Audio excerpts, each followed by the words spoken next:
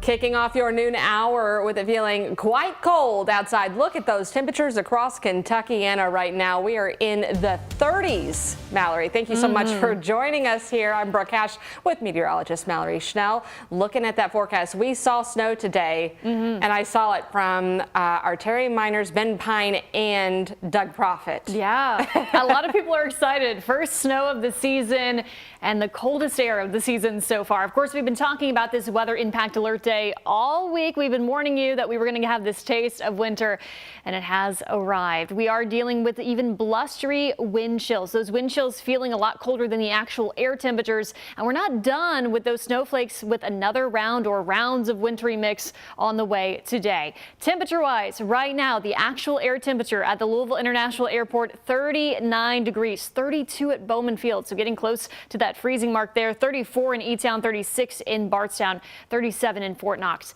Once you factor in those winds gusting 25, 30 up to 35 miles per hour, of course, it feels even colder than that. 31 is your feel like temperature at the airport, 22 in Bowman Field, a lot of 20s. That's going to be the case throughout your Thursday and into your Thursday night. Satellite and radar, it has been busy this morning. This was the first wave of that light wintry mix. A lot of this did fall as actual snowflakes because it's cold enough in the atmosphere. But of course, it's melting as it reaches the ground, with most of us dealing with temperatures several degrees above that freezing mark. But some good blast of some snowflakes moving into the east side of Louisville right now. I know I just got a text from my mom around the Crestwood area that it's snowing up there. This is the next wave of snowfall moving down from the north, from the Chicago area. That's going to impact us this evening, and the best chance for any kind of accumulation on grassy or elevated surfaces will be these areas under a winter weather advisory. Of course, we'll talk much more about the timing and impacts along with that 7-day forecast coming up. Some heartbreaking news out of Fern Creek, where police say a 3-year-old girl just died from a self-inflicted gunshot wound. LMPD said it happened just before 9 o'clock this morning at the Overbrook apartment homes, not far from Bardstown Road. A route was set up by LMPD, and she was rushed to Norton Children's Hospital by EMS, where she died there of her injuries. Police say all parties involved were accounted for, and the LMPD is handling this case with its homicide unit. Well, the man accused of shooting 2 police officers Tuesday night in Smoketown will stay behind bars for now. Metro Police say 19-year-old Jeremiah Thompson fired a gun as 2 officers held him on the ground during an arrest. The officers were responding to a report of a stolen car, which they said Thompson admitted to driving. In court this morning, Thompson's attorney requested that the court lower his $100,000 bond to $5,000. He also claimed to have video showing police failing to follow proper safety protocols for Thompson's arrest. His left arm was above his left shoulder and was visible, and the police officers could have grabbed that left arm. Instead, all 3 police officers tried to reach underneath him, and when they couldn't get to his hands, one of the police officers pulled out an extendable billy club and jabbed that into my client's side. When he jabbed that into my client's side, that's when you hear a pop, okay? The judge denied the request to lower the bond, keeping Thompson's bond at $100,000. He is due back in court December 2nd. Meanwhile, both officers, Laxman Acharya and Brendan Kerner, were both shot and recovering. Acharya took a bullet to the left leg, and Kerner required surgery following a gunshot wound to the hand. We'll continue to follow these stories for any developments. A man sentenced to 200 years in prison for rape will be resentenced today. The Commonwealth's Attorney's Office said Henry Crawford Jr. needs to be resentenced following a recent Court of Appeals ruling. It comes 14 years after he was found guilty for crimes he committed back in 1990.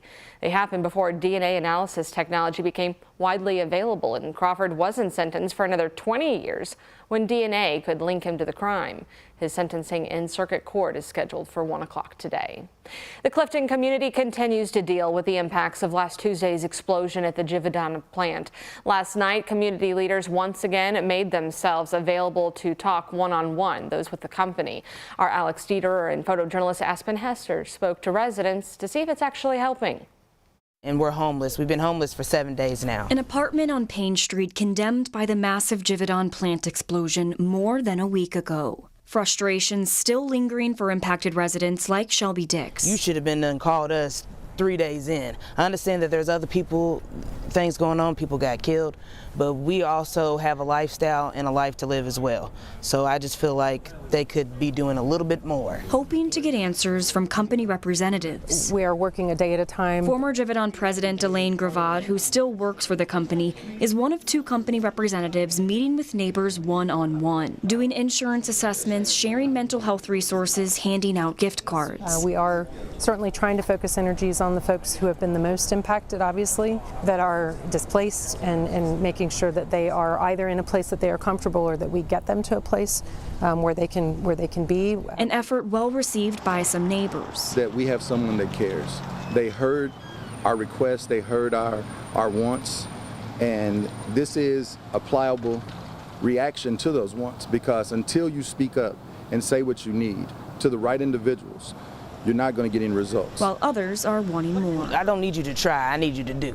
Jvon representatives will return here to United Crescent Hill Ministries on Friday from 3 to 5 p.m. and then on Saturday from 10 in the morning to noon. Alex Dieterer, WHAS11 on your side. And we are showing you those times that Alex just listed for you. Again, tomorrow and Saturday are the next times you can speak with company leaders. If you attend, please bring an ID with proof of a Clifton address. Those sessions are at United Crescent Hill Ministries on South State Street. Jefferson County will face a post-election audit. It is one of 12 counties randomly selected by the Attorney General's office after many polling places in the county saw long lines on Election Day. The clerk's office said electronic poll books updated more slowly than normal because of such a large number of absentee ballots that were uploaded. County Clerk Bobby Holzclaw previously took responsibility for the problems, saying it's dedicated to implementing any recommendations to improve the process.